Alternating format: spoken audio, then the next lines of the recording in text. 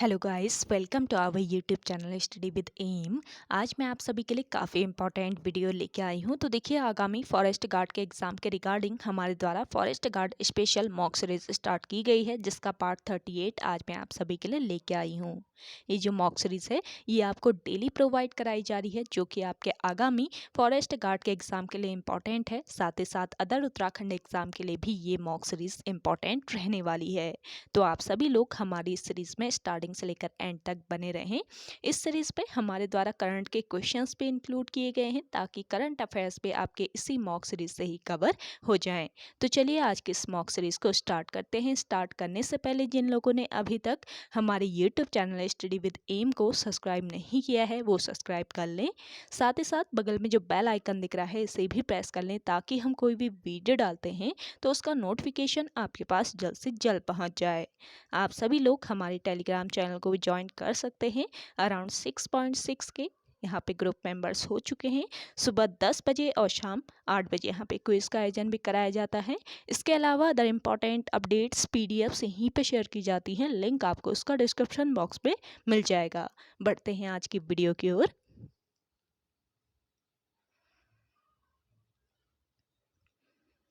इस सीरीज का पहला क्वेश्चन है, हाल ही में किस देश के वैज्ञानिकों ने आमतौर पर पाए जाने वाले मूषकों में नए कोरोना वायरस की पहचान की है? देखिए, हाल ही में किस देश के वैज्ञानिकों ने, स्वीडन के वैज्ञानिकों ने आमतौर पर पाए जाने वाले मूषकों में नए कोरोना वायरस की पहचान की है। ऑप्शन फर्स्ट इस क्वेश्चन का करेक्ट आंसर है। देखिए, अनुसंधान दल ने स्वीडन में आरेब्रो काउंटी में ग्रिम्सो के आसपास पकड़े गए बैंक खंडों में एक नए कोरोना वायरस स्ट्रेन की पहचान की, जिसे ग्रिम्सो वायरस, ध्यान रखिएगा इसको, ग्रिम्सो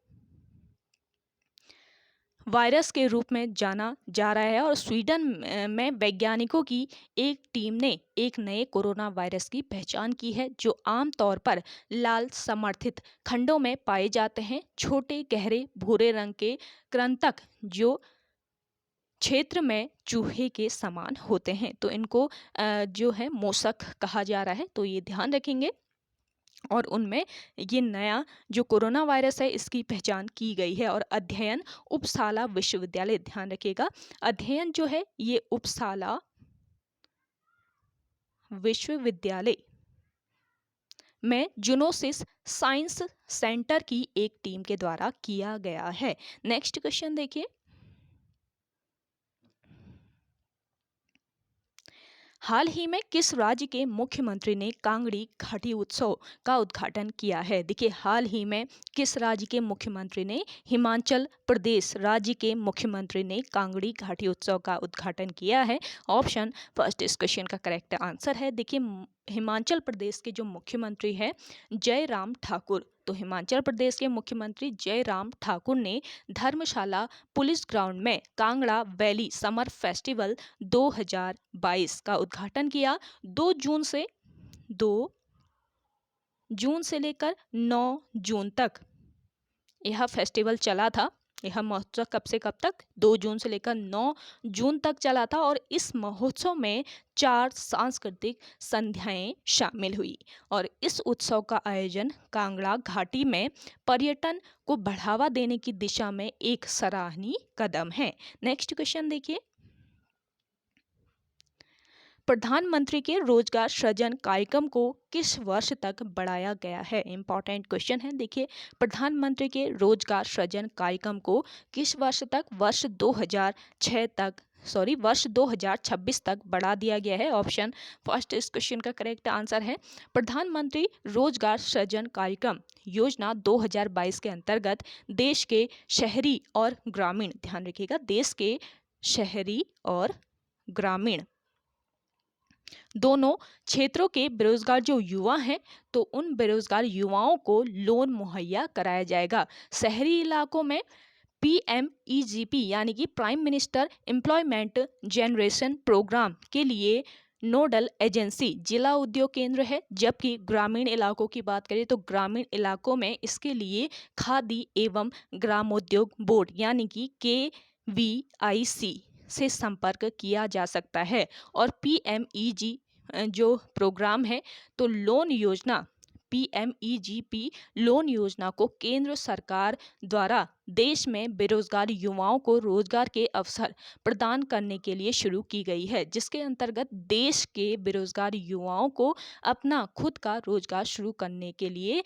10 लाख रुपए से लेकर 25 लाख रुपए तक का लोन मुहैया कराया जाएगा। देखिए, प्रधानमंत्री नरेंद्र मोदी जो है, नरेंद्र मोदी सरकार ने प्रधानमंत्री रोजगार सृजन कार्यक्रम के लिए वित्तीय वर्ष 2025-26 तक बढ़ाने का निर्णय लिया है। इस रोजगार कार्यक्रम को वित्तीय वर्ष 2025-26 तक बनाने का निर्णय लिया है मोदी सरकार ने। और इस बढ़ी हुई अवधि में सरकार द्वारा 13,554.42, ध्यान रखिएगा, 13,554.42 करोड़ रुपए खर्च किए जाएंगे। अगला क्वेश्चन देखिए,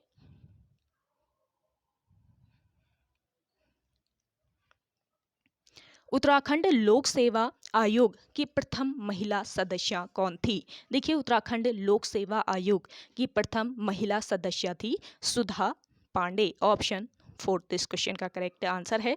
देखिए, उत्तराखंड लोक सेवा आयोग, इसके मुख्यालय की बात करें तो कहाँ पर इसका मुख्यालय स्थित है? हरिद्वार में।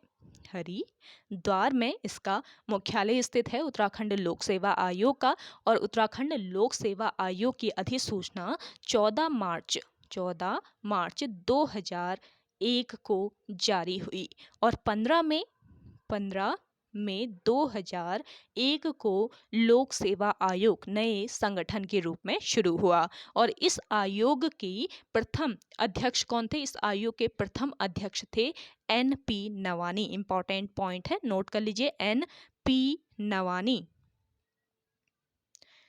इस आयोग के प्रथम अध्यक्ष थे, जिनके कार्यकाल की बात करें तो इनका कार्यकाल 4 माह का था। और उत्तराखंड लोक सेवा आयोग की प्रथम महिला सदस्य थी कौन? सुधा पांडे।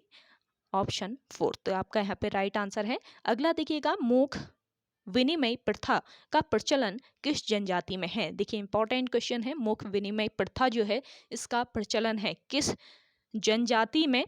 राजी जनजाति में। ऑप्शन आपका यहाँ पे फर्स्ट करेक्ट आंसर है। देखिए, राज्यों में वधु मूल्य प्रथा का प्रचलन भी है।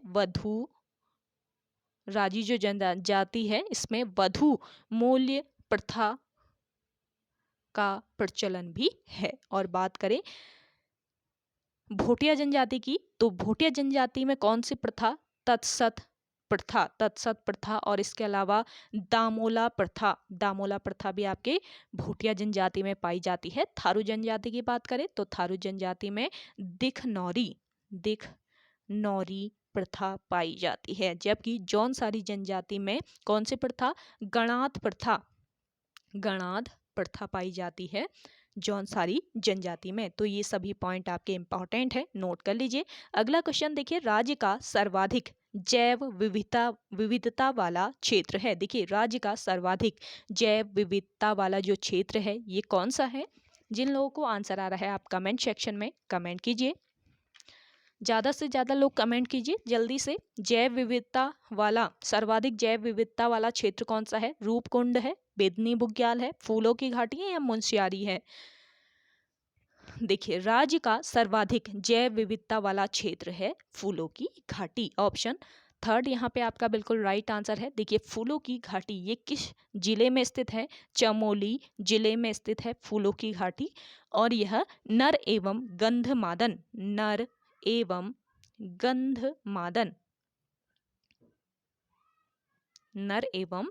गंधमादन पर्वतों के मध्य स्थित है फूलों की घाटी। और फूलों की घाटी की खोज कब हुई? वर्ष 1931 ईस्वी में फ्रैंक स्माइथ के द्वारा इसकी खोज की गई। और वर्ष 1982 ईस्वी में फूलों की घाटी को राष्ट्रीय उद्यान घोषित किया गया। और यह राष्ट्रीय उद्यान कितने वर्ग किलोमीटर क्षेत्रफल में फैला है? 87.5 वर्ग किलोमीटर क्षेत्रफल में यह उद्यान फैला हुआ है।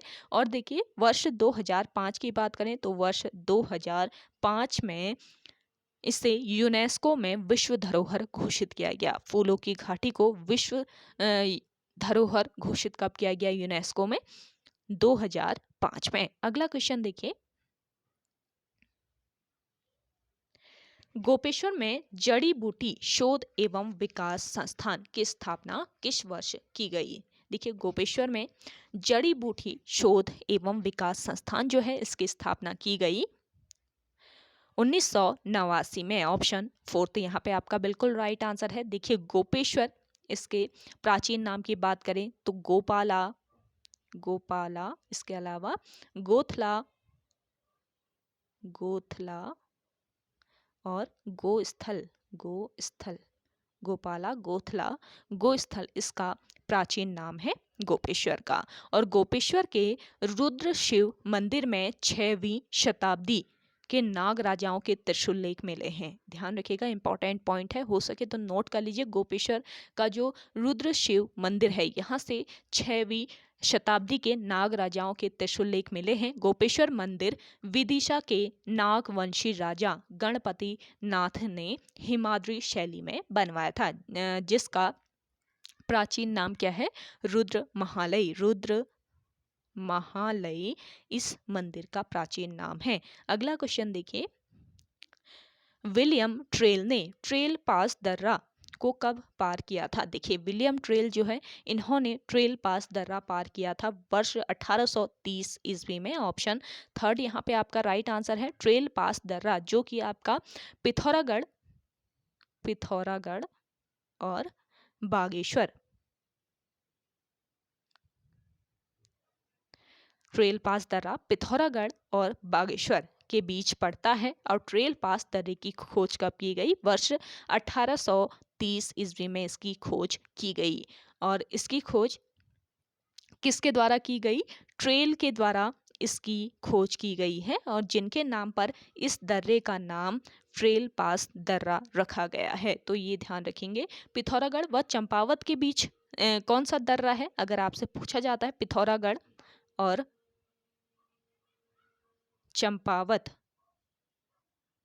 तो पिथौरागढ़ और चंपावत के बीच है आपका लासपा दर्रा, लासपा दर्रा है पिथौरागढ़ और चंपावत के बीच। अगला क्वेश्चन देखिए, सेशन पसंद आ रहा है आपको तो आप सभी लाइक कर लीजिए। जिन लोगों ने अभी भी हमारे YouTube channel study with M को सब्सक्राइब नहीं किया है वो सब्सक्राइब कर लीजिए। और इस सेशन को आपको ज़्यादा से ज़्यादा शेयर करना है अपने दोस्तों के साथ, अपने व्हाट्सएप ग्रुप्स में। डेली आपको ये सेशन प्रोवाइड कराया जा रहा है जो कि आपके आगामी फॉरेस्ट गार्ड के लिए इम्पॉर्टेंट रहने वाला है।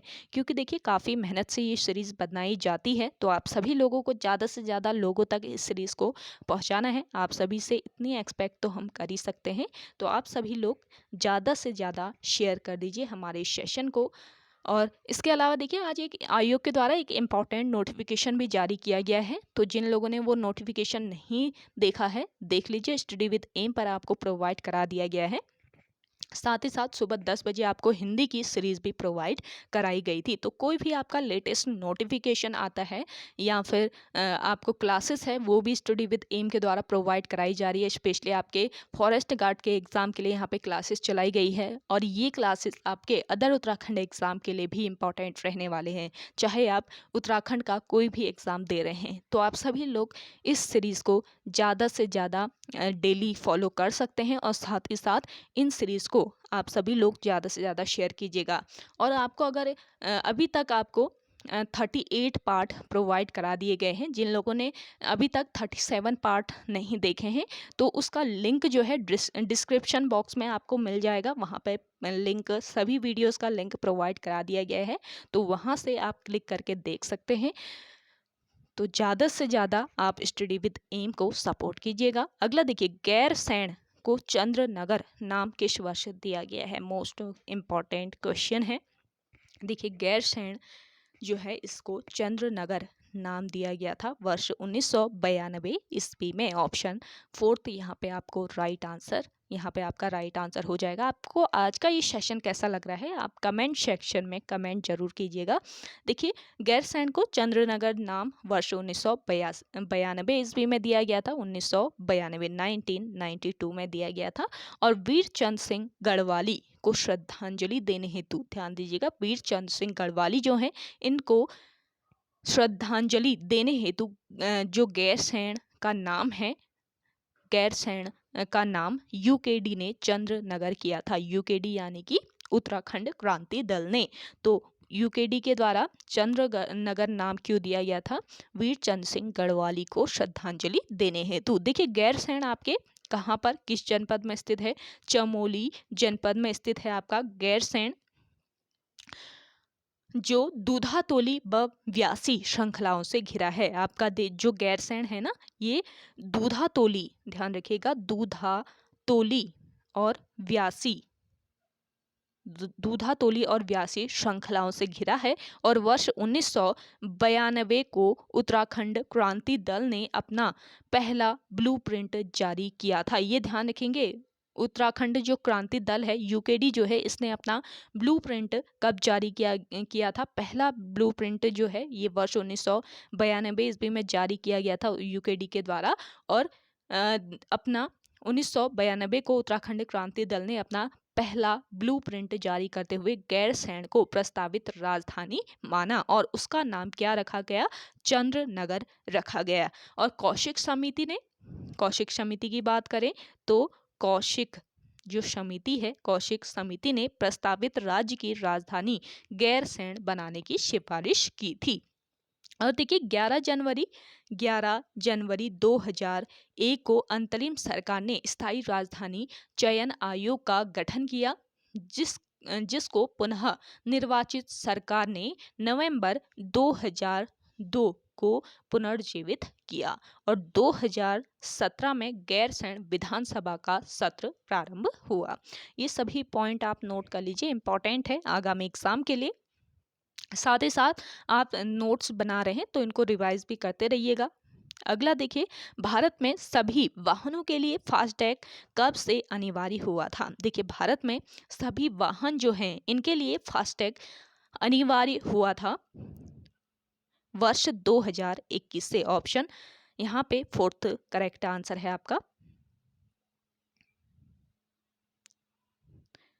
वर्ष 2021 से भारत में सभी वाहनों के लिए फास्टैग अनिवार्य हुआ था। देखिए फास्टैग एक रेडियो फ्रीक्वेंसी आइडेंटिफिकेशन कार्ड होता है। फास्टैग क्या होता है? एक रेडियो फ्रीक्वेंसी आइडेंटिफिकेशन कार्ड होता है। इसे वाहन की विंड स्क्रीन पर लगाया जाता है तथा वाहनों को कार्ड के रूप में एक रेडियो फ्रीक्वेंसी टैग जारी किया जाता है। देखिए फास्टैग जो है ये एक इलेक्ट्रॉनिक टोल कलेक्शन तकनीक है। ये ध्यान रखेंगे, इंपॉर्टेंट पॉइंट रहता है। ये फास्टैग क्या है, पूछा जा सकता है। ये एक इलेक्ट्रॉनिक टोल कलेक्शन तकनीक है। इसमें रेडियो फ्रीक्वेंसी आइडेंटिफिकेशन का इस्तेमाल होता है। और इस फास्टैग अकाउंट के सक्रिय हो जाने के बाद चार पहिया जो वाहन है इसकी विंड स्क्रीन पर चिपका दिया जाता है, जो स्वचालित रूप से वाहन का टोल अपने आप कट जाता है, जिससे वाहन टोल प्लाजा पर बिना नगद लेन देन के चला जाता है। यानी कि इसको चिपका दिया जाए तो वाहन बिना नगद के लेन देन के बिना ही वहां से चला जाता है, यानी कि जाम की जो स्थिति होती है वो पैदा नहीं होती है। अगला देखिएगा,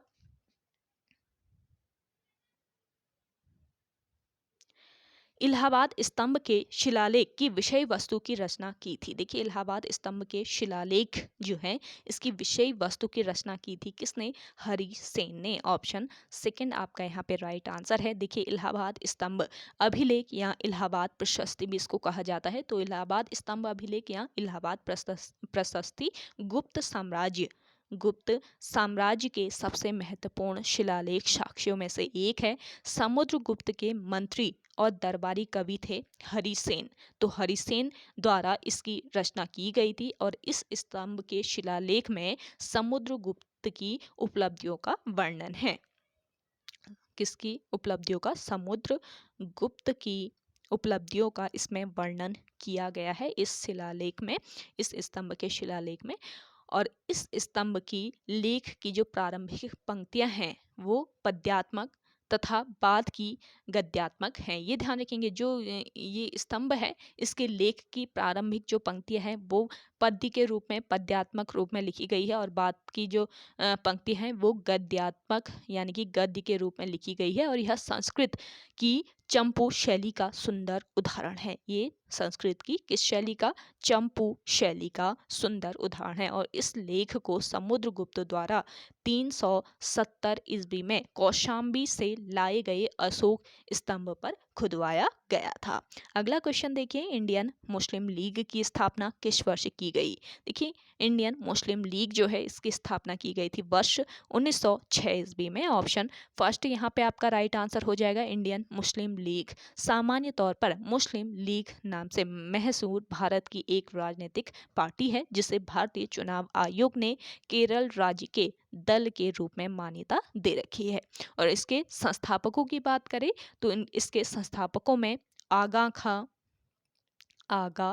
खां, इसके अलावा नवाब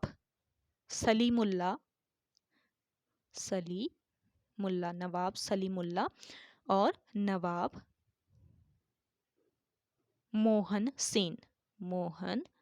सेन उल मुल्क। तो आगा खां, नवाब सलीमुल्ला और नवाब मोहन सेन उल मुल्क प्रमुख थे जिन्होंने वर्ष 1906 ईस्वी में इसकी स्थापना की। इसके संस्थापकों में कौन प्रमुख थे? आगा खां, नवाब सलीमुल्ला और नवाब मोहन सेन उल मुल्क प्रमुख थे जिन्होंने वर्ष 1906 ईस्वी में इसकी स्थापना की। और मुस्लिम लीग की स्थापना का प्रमुख उद्देश्य क्या था?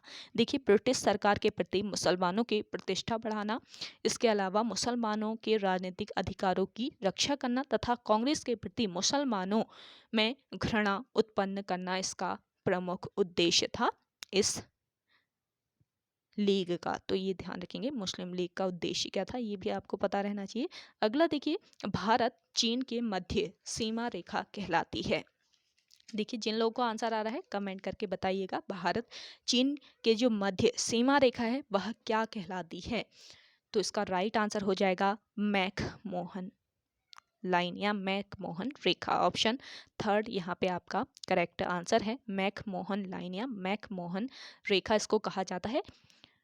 देखिए, मैक-मोहन रेखा भारत और तिब्बत के बीच सीमा रेखा है। ये ध्यान रखेंगे, भारत और तिब्बत के बीच, तिब्बत जो है ये आपके कहाँ पर? चीन में है। तो भारत और तिब्बत के बीच ये सीमा रेखा है मैक-मोहन रेखा। और यह वर्ष 1914 ईस्वी में भारत की तत्कालीन ब्रिटिश सरकार और तिब्बत के बीच शिमला समझौते के तहत अस्तित्व में आई थी। वर्ष 1914 ईस्वी के बाद से अगले कई वर्षों तक, वर्ष 1914 के बाद अगले कई वर्षों तक इस सीमा रेखा का अस्तित्व कई अन्य विवादों के कारण कहीं छुप गया था। लेकिन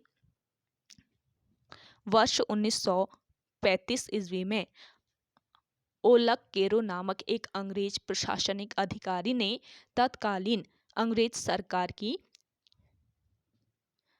सरकार को इसे आधिकारिक तौर पर लागू करने का अनुरोध किया था। ये ध्यान रखेंगे, एक जो अंग्रेज प्रशासनिक अधिकारी था जिसका नाम क्या था? ओलक केरो। तो ओलक केरो नामक एक अंग्रेज प्रशासनिक अधिकारी ने तत्कालीन अंग्रेज सरकार को इसे आधिकारिक तौर पर लागू करने का अनुरोध किया था, मैक-मोहन रेखा को। और वर्ष 1937 ईस्वी में भारतीय सर्वेक्षण विभाग के एक मानचित्र में मैक-मोहन रेखा को आधिकारिक भारतीय सीमा के रूप में दिखाया गया था। और बात करें रेडक्लिफ लाइन की, तो रेडक्लिफ लाइन जो है ये 17 अगस्त 1947 को भारत विभाजन के बाद भारत और पाकिस्तान के बीच सीमा बन गई थी। तो रेडक्लिफ लाइन भारत और पाकिस्तान के बीच सीमा रेखा है। डुरंड की बात करें तो डुरंड लाइन अफगानिस्तान और पाकिस्तान के बीच अंतर्राष्ट्रीय सीमा रेखा है। अफगानिस्तान और पाकिस्तान के बीच ये सीमा रेखा है, अंतर्राष्ट्रीय सीमा रेखा है। तो उसको नोट कर लीजिए, इंपॉर्टेंट पॉइंट रहते हैं। अगला देखिएगा, कुमाऊं के किस क्षेत्र को मानस खंड में शैल देश कहा गया है?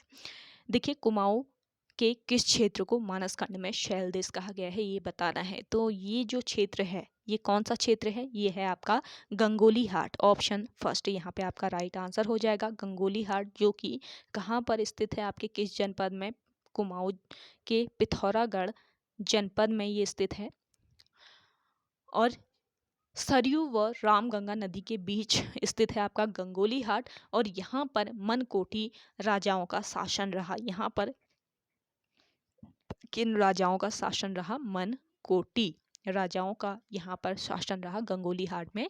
और मनकोटी राजाओं के बारे में जानवी नौला के एक लेख में मिलता है। गंगोली हाट राजा सुजान देव ने, ध्यान रखिएगा, राजा सुजान देव ने इसे बसाया था गंगोली हाट को। और गंगोली हाट में ही एक मंदिर स्थित है, काफी प्रसिद्ध वो मंदिर है, हाट कालिका मंदिर।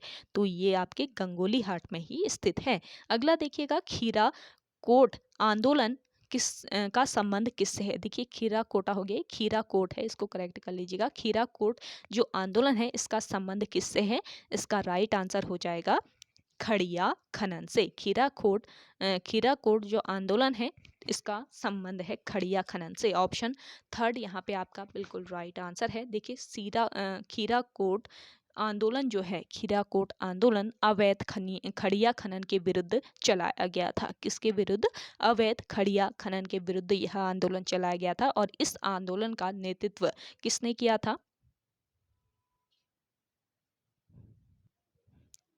राधा भट्ट ने। राधा भट्ट ने इस आंदोलन का नेतृत्व किया था। इंपॉर्टेंट पॉइंट है। राधा भट्ट की बात करें तो प्रख्यात समाज सेविका, पर्यावरण कार्यकर्ती, गांधीवादी विचारक और लेखिका थी राधा भट्ट। और 1957 ईस्वी से लेकर 1961 ईस्वी तक ये भूदान यात्रा में सक्रिय रही। किस यात्रा में? भूदान यात्रा में सक्रिय रही 1957 से लेकर 1961 के बीच। तो ये ध्यान रखेंगे। और 1961 से लेकर 1963 के दौरान इन्होंने अपने ही गांव में गांधीवादी आदर्शों और कार्य प्रणाली पर आधारित समाज सेवा के प्रयास किए थे। अगला देखिए, सुदर्शन शाह के राज्यकाल में प्रशासनिक क्षेत्र को कितने भागों में बांटा गया था? इंपॉर्टेंट क्वेश्चन है।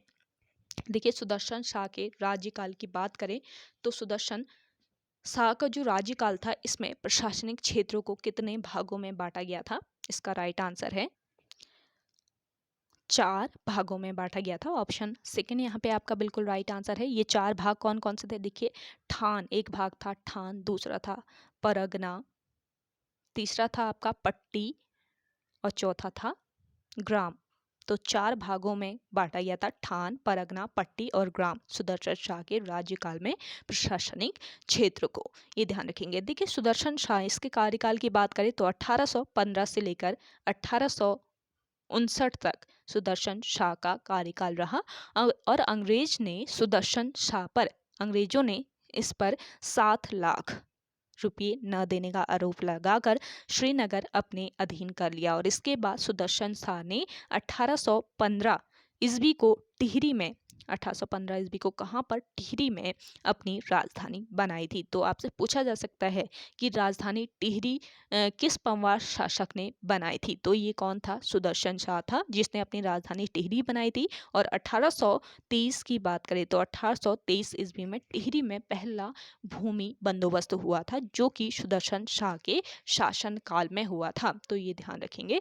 अगला क्वेश्चन है आपका, सेशन को शेयर कर दीजिए जिन लोगों ने अभी नहीं किया है, और पसंद आ रहा है सेशन तो लाइक कर लेना है आपको। जिन लोगों ने अभी भी हमारे YouTube channel study with M को सब्सक्राइब नहीं किया है, वो सब्सक्राइब कर लीजिए। अगला देखिए, कुमाऊं कुमुद समाचार पत्र का प्रकाशन किस वर्ष प्रारंभ हुआ था? देखिए कुमाऊं कुमुद जो समाचार पत्र है, इसका प्रकाशन प्रारंभ हुआ वर्ष 1922 ईस्वी में। ऑप्शन यहाँ पे आपका फर्स्ट करेक्ट आंसर है। देखिए अल्मोड़ा से वर्ष 1922 ईस्वी में जिला समाचार के नाम से समाचार पत्र निकाला गया, जो कि वर्ष 1925 ईस्वी में कुमाऊं कुमुद के नाम से निकलने लगा। वर्ष 1900 अल्मोड़ा से वर्ष 1922 में जिला समाचार नाम से समाचार पत्र निकाला, जो वर्ष 1925 ईस्वी में कुमाऊं कुमुद से के नाम से निकलने लगा। और इस पत्र का संपादन किसने किया था? पूर्णचंद ने। पूर्णचंद ने इस पत्र का संपादन किया। और कुमाऊं कुमुद के 1928 अंक में एक शीर्षक स्वतंत्रता की चाह नाम से तथा वर्ष 1943 के अंक में फासिज्म का दिवाला नाम से लेख लिखा गया है। तो ये लेख भी आप ध्यान रखेंगे, इंपॉर्टेंट है। अगला देखिएगा, रामगंगा बांध का दूसरा नाम है। देखिए रामगंगा जो बांध है, इसका दूसरा नाम क्या है? इसका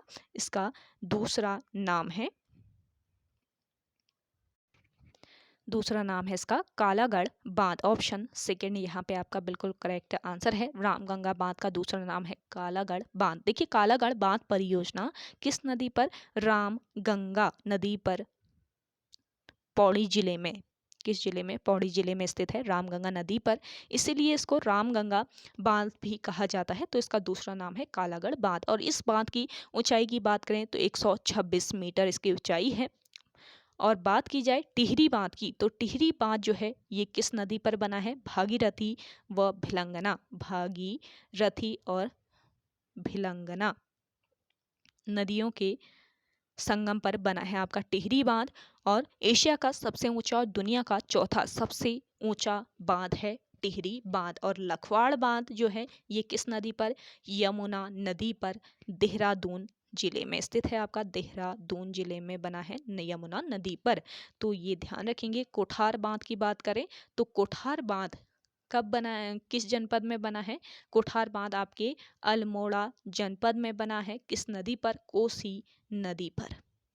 तो ये पॉइंट नोट कर लीजिए। अगला देखिए, हिमगिरी नव विश्वविद्यालय देहरादून की स्थापना कब हुई? देखिए हिमगिरी नव विश्वविद्यालय जो है देहरादून में स्थित है और इसकी स्थापना वर्ष 2004 में की गई। ऑप्शन यहाँ पे थर्ड करेक्ट आंसर है। हिमगिरी नव विश्वविद्यालय सूचना प्रौद्योगिकी से संबंधित है और यह देहरादून के सेलाकुई में यह विश्वविद्यालय स्थित है। और इस विश्वविद्यालय की स्थापना कब की गई? वर्ष 2004 में। चलिए लास्ट क्वेश्चन है आज के सेशन का। श्रीनगर का प्राचीन नाम क्या था? देखिए श्रीनगर के प्राचीन नाम की अगर हम बात करें तो इसका प्राचीन नाम था भल्ला गांव। भल्ला गांव श्रीनगर का प्राचीन नाम था। यहाँ पे भल्ला कर लीजिएगा तो करेक्ट कर लीजिए। भल्ला गांव इसका प्राचीन नाम था। देखिए श्री क्षेत्र, ब्रह्म क्षेत्र या सुबाहुपुर भी श्रीनगर का पुराना नाम है, ये भी ध्यान रखेंगे। इसके अलावा श्री क्षेत्र, ब्रह्म क्षेत्र और इसके अलावा सुबाहुपुर भी इसी का ही प्राचीन नाम है या पुराना नाम है श्रीनगर का। श्रीनगर को गढ़वाल का दिल्ली भी कहा जाता है। और इसको बसाने का जो मास्टर प्लान बनाया था वो किसने? कमिश्नर ई पॉ ने। कमिश्नर ई पॉ के द्वारा इसको बसाने का मास्टर प्लान बनाया गया था श्रीनगर को। और वर्ष 1517 ईस्वी में अजय पाल ने गढ़वाल की जो राजधानी है वो श्रीनगर बनाई थी, जो कि अलकनंदा नदी के तट पर स्थित है। और देखिए एक पॉइंट और नोट कर लीजिएगा, जो प्राविधिक शिक्षा निदेशालय है वो भी आपके कहाँ पर? श्रीनगर में ही स्थित है। तो ये भी आपका इम्पॉर्टेंट पॉइंट रहने वाला है। तो ओके गाइस, आज के इस सेशन में इतना ही। आई होप आपको आज का ये सेशन पसंद आया होगा। अगर आज का ये सेशन आपको पसंद आता है तो इस सेशन को लाइक कीजिए, शेयर कीजिए। और जिन लोगों ने अभी भी हमारे YouTube channel study with M को सब्सक्राइब नहीं किया है वो सब्सक्राइब कर लीजिए। डेली आपको ये सीरीज़ प्रोवाइड कराई जा रही है तो आप डेली फॉलो कीजिएगा स्टडी विद एम पर। कल सुबह आपको हिंदी की सीरीज़ भी प्रोवाइड की जाएगी सुबह 10 बजे। तो आप सभी लोग 10 बजे हिंदी की क्लास के लिए तैयार रहिएगा। चलिए मिलते हैं एक नए इंटरेस्टिंग वीडियोज़ के साथ, तब तक के लिए धन्यवाद।